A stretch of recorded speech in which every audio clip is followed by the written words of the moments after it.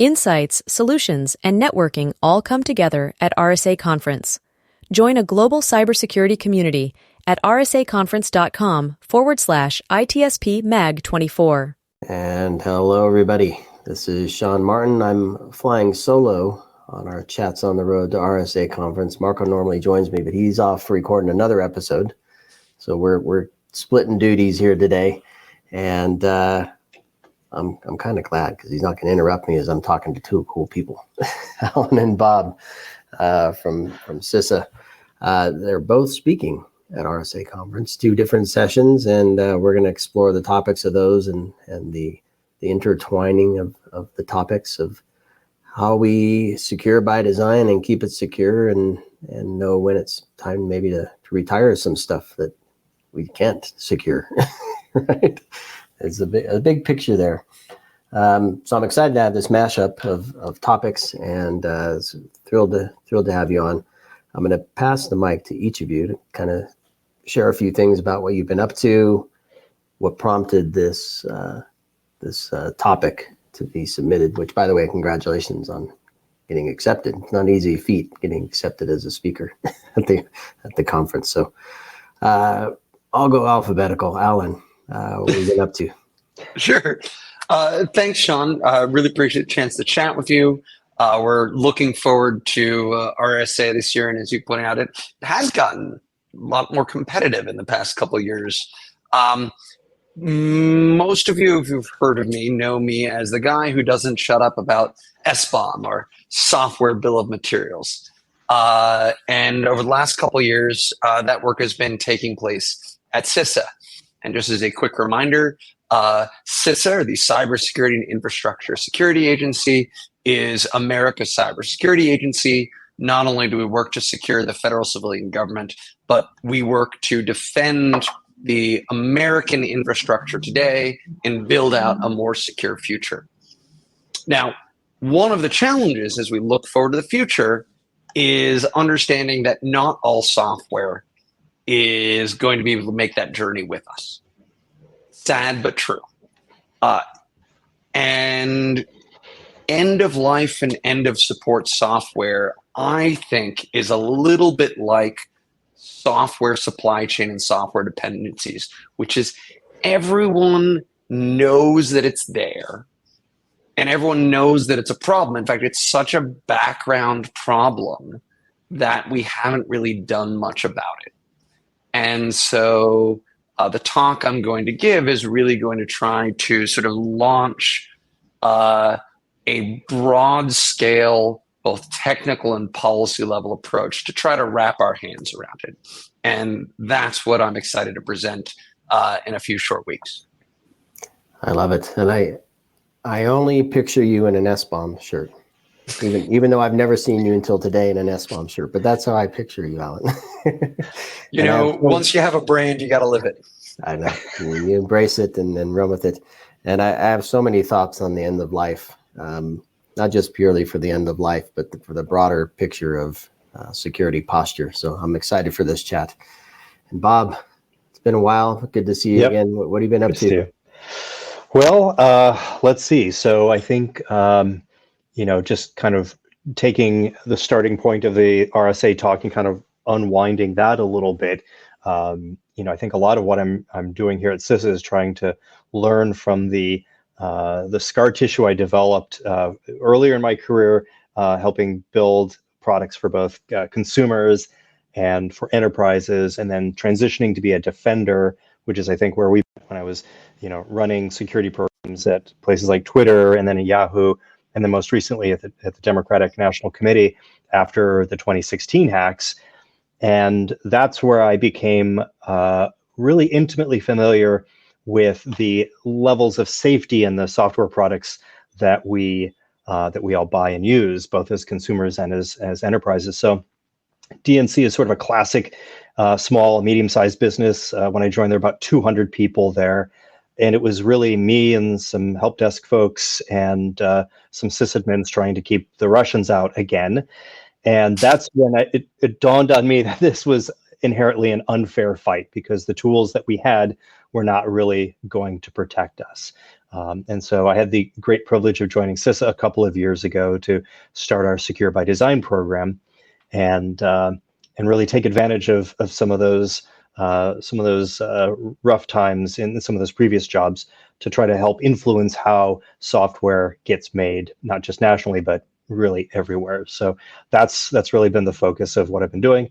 And then almost exactly a year ago, we released the first iteration of our Secure by Design white paper. And then we've had all sorts of iterations of that and other papers, RFIs, memory safety papers. I mean, you name it, we've really been trying to drive the conversation. So this talk at RSA is really just yet another iteration of us trying to give examples of Secure by Design and get people to really start to focus on what can be done.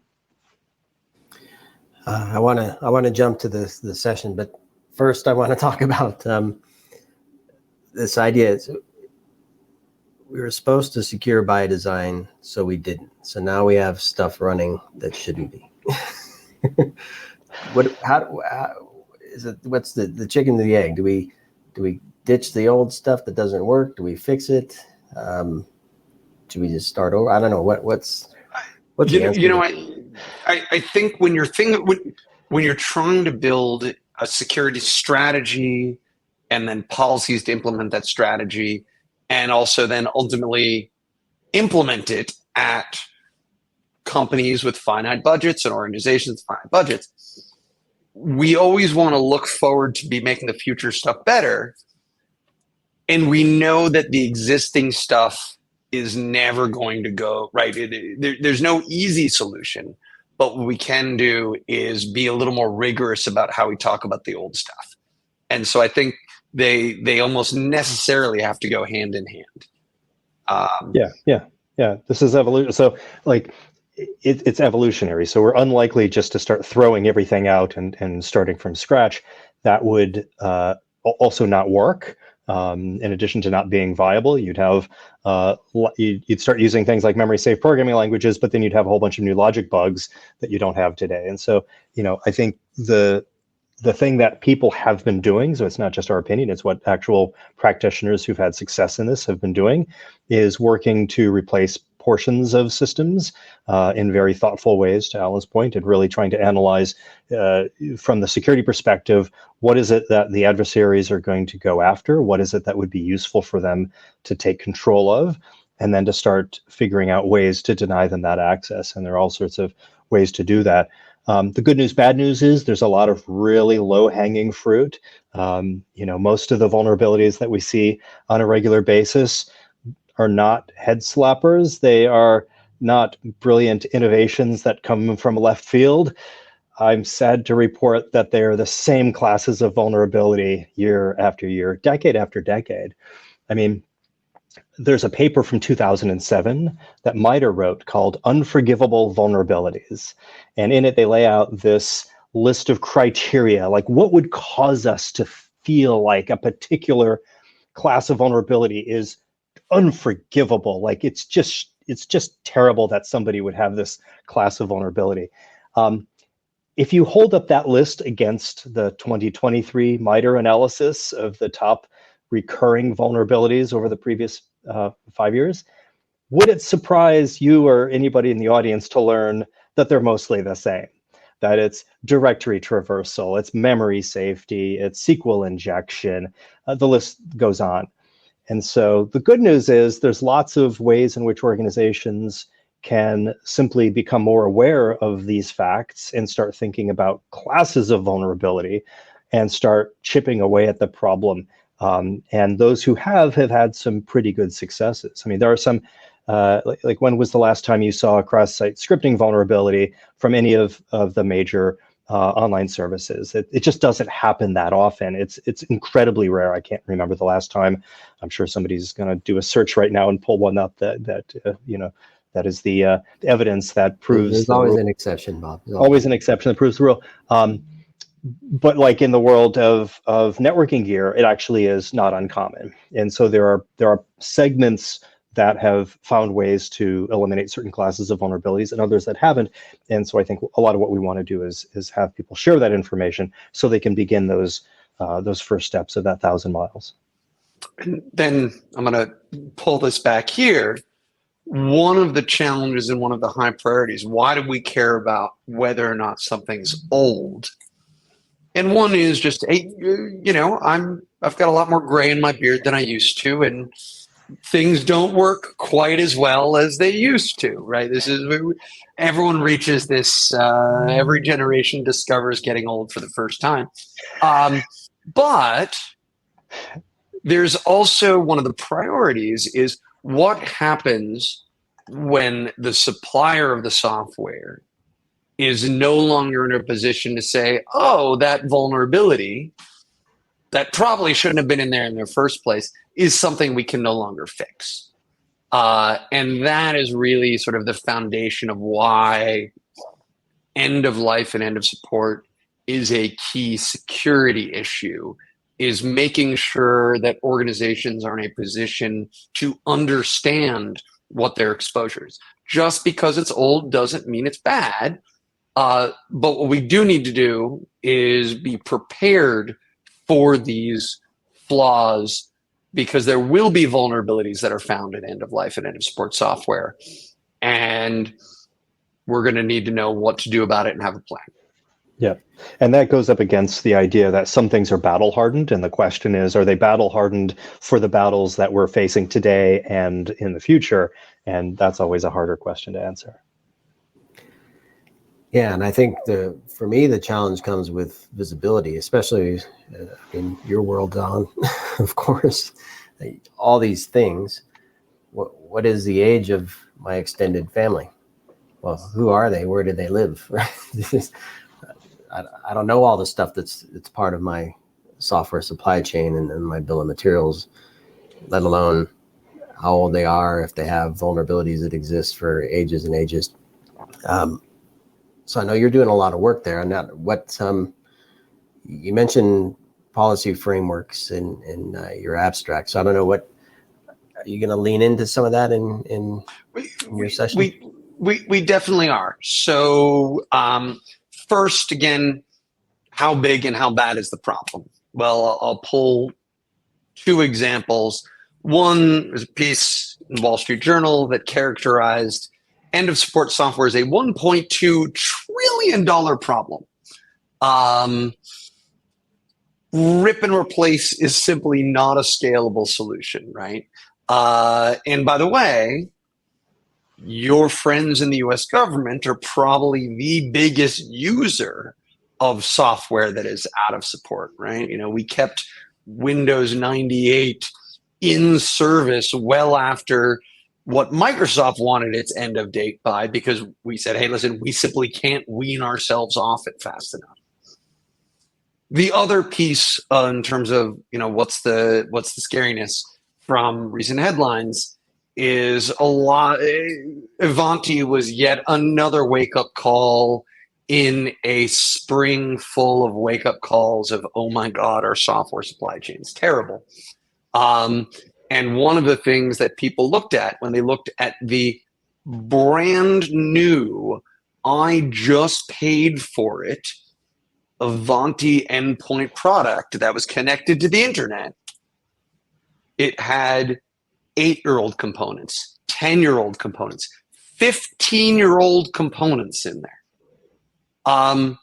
Whether or not there were known vulnerabilities in these components, the idea that we're building our infrastructure on top of things that are that old has to be a warning sign.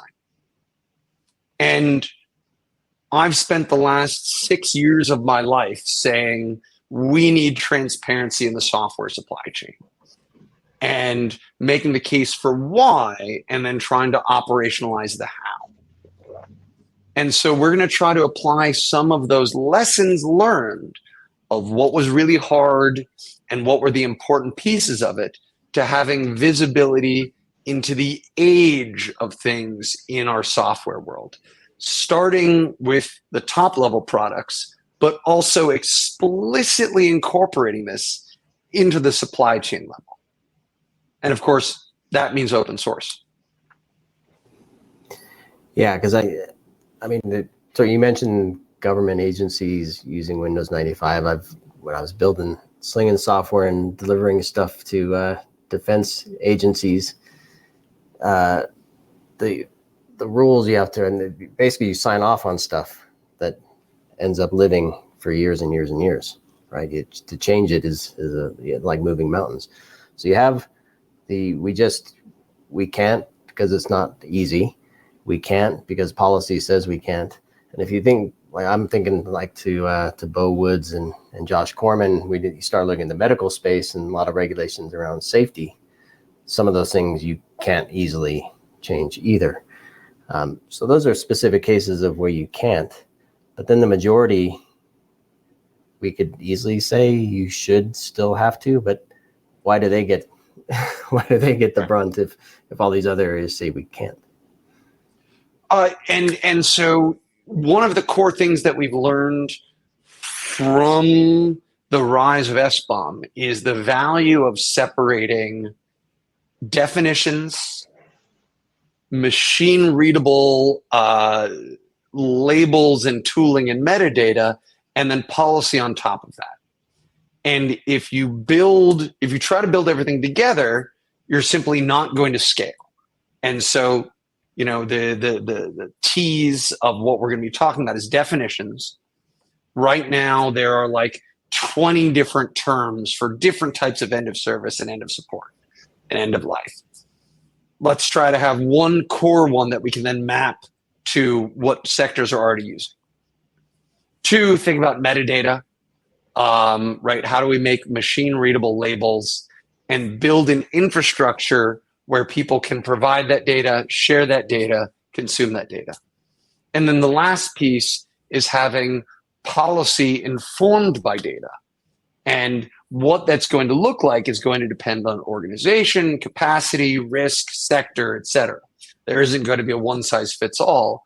But what we can do is create a world where it's reasonable to expect an organization to happen. And sort of I stole a line from supply chain expert Dan Lawrence, who paraphrases famous Marine General Mattis, which is, be kind, be polite, and have a plan to update every piece of software you use. You don't have to do it, but you need to have visibility of everything that you might have to update and have a plan of what you're going to do when something comes along that makes that a higher priority. And Bob, so that plan might be to upgrade, replace, rewrite, refactor, something to help mitigate some of the challenges. And I think you're going to take things even deeper and looking at memory safe code. So tell us a little bit about what you're going to be sharing. Yeah, so I can tell you a little bit about my origin story here. So I consider myself reasonably plugged into a variety of things, and I'll confess that in 2020, I was helping shepherd a couple of conference talks at the Enigma conference, and they were about memory safety. And this was just a random coincidence, and so I had the great honor of working with Alex Gaynor and Chris Palmer to help them rehearse a number of different times to get their timing down and make sure it had the right impact. And I think it was maybe on the second time I had heard them, we had 3 different sessions. The second time I believed them. I think the first time I literally didn't believe them, and I had to go back and do a bunch of research and look at their citations, because what they were telling the audience, it just seemed like an exaggeration. It just seemed like if this problem were as big as they said, there should be just a monumental wave of energy from the software industry to go fix this. And I saw no such sign. And on the second rehearsal, during the briefing afterwards, I said, guys, I don't know that you have enough punch here. Like what you're saying, these statistics need to have emotional punch. And I just got punched, and I just felt like this was a huge blind spot for my.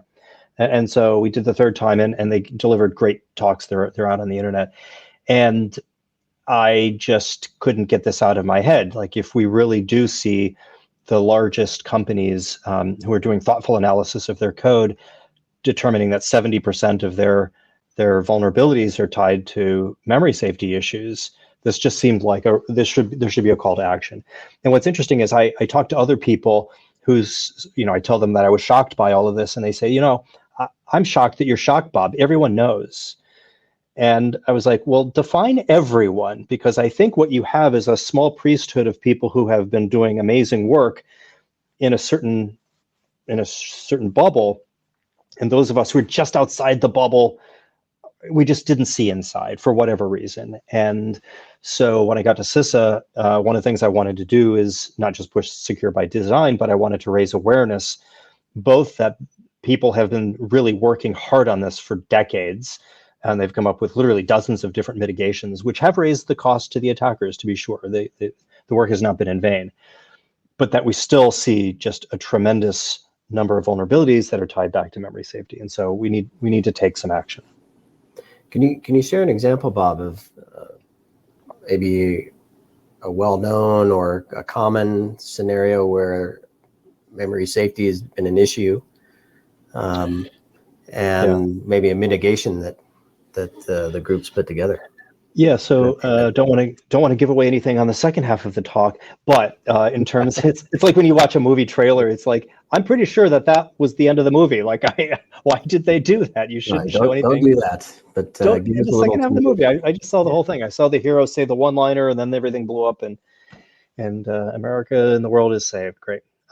So I think in terms of the setup, it's not just that these problems exist and that it's 2/3 of the vulnerabilities you see from various manufacturers who are, of course, primarily using C and C++ for a lot of their products. We actually see real-world harm in the form of things like Google's Project Zero, taking a look at in the wild 0 days that are fired, and again, 2/3 of those turn out to be related to memory safety. So it's almost like no matter which way you look at the data, you get a very high number, often around 2/3. And so there are real world harms caused by this. And, odds are when you see certain kinds, like when I see the news, I don't know, Alan, if you do the same thing, or maybe Sean, you do the same thing, like you see a particular vulnerability and you're like, oh, that's in the SMS system, that's a memory safety problem. Like there's just no way that they rewrote the whole subsystem in the last few years. Like that's a lot of work. And then it turns out almost always to be correct. So there's some real world harms here. And if you take a look at a lot of the edge networking systems that are getting compromised, memory safety is implicated in some of those as well. So it's something that we really just need to take a look at and start working towards. And one of the things that we called for in our memory safety white paper was a roadmap. So you're talking a little about like, how do you know what your upgrade cycle is? Well, we want to know when you're buying a product, we know that you can't rewrite everything in a memory safe programming language anytime soon. You should have a plan. I want to see the plan. And could you please post the plan? The plan might be a 15-year plan. And you might say, I wish it was 5, but like, I'll take 15 if you're actually making reasonable progress towards your goal. And so, like Alan said, like have a serious plan is going to be key, but we really want that to be public. We really want software companies to explain to their customers what it is that they're doing and how long they think it's going to take, how they're training the developers to migrate the code, how they're measuring success, all that good stuff. Yeah, transparency, good. I'm sensing a theme here. Have a plan. Absolutely, you have to have the right plan. I mean, and so we're seeing things like upgrading and making sure that you have the right products in your deployment from a Defender side, but from the software developer side, we want you to have a plan to make sure that you're not falling victim to the classic vulnerabilities. Memory safety is really just the one at the top, but it's obviously not. It's not the only one. Again, with the edge routers, command injection, SQL injection, these things have been around for literally decades. Mitigations have been known for decades. So, whichever way you look at it, having a plan that really talks about making real progress, not just activity, is critical. And customers deserve that, and you should be explaining that to them. Along with all the other feature improvements and integration points and all the other great stuff that a company is doing, we want to see how you're making sure that you're building something that's going to get safer every time you do an upgrade. Yeah. Well, businesses care about resiliency, right? And I think this speaks directly to that. Yes, you want to be concerned about the end customer as well, but those aren't there if the business doesn't exist. If something goes haywire. So I have a dream for cybersecurity that we as security professionals have a view of this world like nobody else, and we have data at our fingertips like nobody else to help guide the business to say, we need to not just buy another control to mitigate the risk. We need to help define how we build our business. And to me, that goes to what is you mentioned the logic earlier, Bob. To me, that goes to what is the end to end? How does this stuff flow? How does the data flow? How do the systems connect? How does the network support that? Who's then down to the supply chain and bill of materials? Who has all these pieces, parts that make all this work?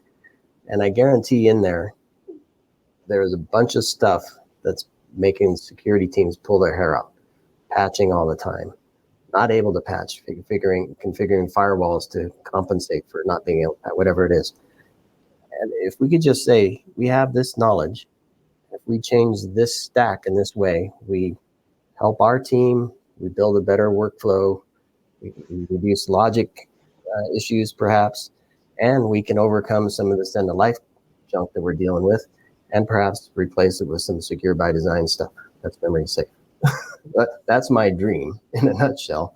Do you think we're getting close to something like that?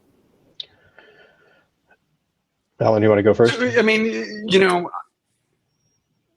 whenever we look at a data-filled world, there are two things we need to acknowledge. One, scalable, machine-readable data across the ecosystem is really one of the only things that we have in our favor as defenders to help scale, right? We need more automation. We're only going to get more automation with more data that is aimed towards automation. So that's one of the good news pieces. Who's going to be using this data is something we need to be very real about.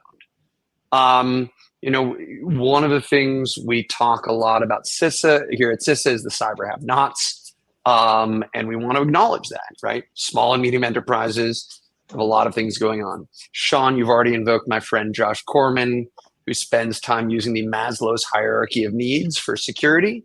I think we didn't sort of get that. So a lot of what we try to build here are things that, the super elite hyperscalers may not need the government's help. As we slowly move down that Fortune 500, they have resources, but security has to fight for resources. And so how can we help them sort of make it a little easier and cheaper to scale and get that first wave of tools out into the marketplace that can handle, well, I'll say SBOM, I'll say secure by design concepts, including memory safety. And of course, I'll talk about end of life, where we need to sort of build this into our existing tools. And then the hope is that down the road, for the ones that have scaled, this just becomes turnkey. It's something that gets integrated into every MSSP, something that gets integrated in every policy, into every compliance framework, that whether it's government or like PCI or something like that, and build it into that. So I think that's how we try to integrate this idea of transparency. Can't just be visibility in terms of surveys or manually filled out reports. It has to scale for automation, and that should be where we are aiming. Yeah, and I love that vision, and I do think that is absolutely attainable. I think that there's no reason why we can't. In 1965, Ralph Nader wrote a book called Unsafe at Any Speed, and it was about the built-in unsafety of American automobiles. And that book caused such a furor that the government had to act, and it created what we now know as the Department of Transportation and some of the other agencies that are responsible for automotive safety. And that really dramatically helped improve the safety of American cars. And I think looking back, I think part of Nader's vision and part of his genius was articulating the idea that car manufacturers couldn't make safer cars until we all believed that cars could be safer. And we're in that exact situation with software, where software makers can't make their software safer until we all truly believe in the idea that it can be made safe. And so a lot of what we're trying to do is raise awareness, have the conversation, and say, what is it that is causing some organizations to build products that are resilient against these common attacks and others that just keep playing whack-a-mole with these recurring classes of vulnerability. And so I do think that we can do that, and that's what we're working on. I love it. I have faith in both of you and the bigger team surrounding you. And the first steps in having the conversation is your sessions. So is given that talk at RSA. That's right. And the other thing I'll also say is, without fear, both Bob and I do try to be a little more entertaining than your average government bureaucrat when we're. It should be more fun. Yeah, it should be more fun. Yeah, there'll be a little more memes, a little more jokes than. We all study your technique. We are all working to be as entertaining as you. I have not yet achieved that, but I do promise to be a little bit above average. I'm looking forward to both sessions, so I'm gonna share those with everybody now. So smashing the stack, let's make it less fun and unprofitable. That's Monday, May 6th at 9:40. That's you, Bob, with Dan Wallach from DARPA. Dan, he's amazing. Yep, and all good things, end of life and end of support and policy and practice. That's Tuesday, May 7th, 1:15. And that's Allan flying solo on that one. You get the stage all to yourself there, my friend. So good. So good. That way no one can upstage me. There you go. Well, gentlemen, this has been really fun. It's good to see both of you again. Congratulations on the session. It's important. These conversations need to be had. And I hope the rooms are filled, and then you have a lot of people coming up to the stage after and meeting you and learning more. And I think what I heard earlier is the plan, and I think taking action on that. So engaging with you and the rest of the CISA team is important. So we can do hard things. Yes. Thanks, Sean. Looking forward to seeing you in San Francisco. Right on. Safe journey. And everybody listening, watching, thanks for joining me on this Chats on the Road to RSA Conference. Loads of stuff coming still.